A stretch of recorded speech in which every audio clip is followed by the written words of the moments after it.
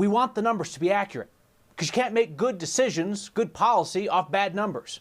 Now, projections and models are one thing. I mean, they are inherently uncertain, but when it comes to counting Colorado's current and past cases, we want hard numbers. We want accurate numbers. So we will continue here to examine overcounting and undercounting.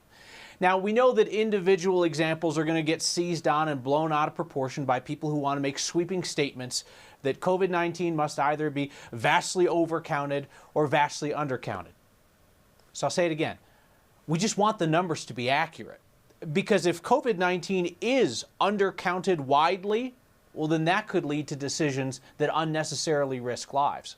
And if COVID-19 is overcounted widely, that could lead to decisions that could unnecessarily risk further economic damage.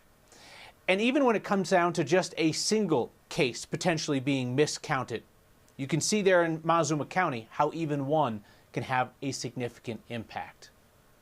We just want the numbers to be accurate.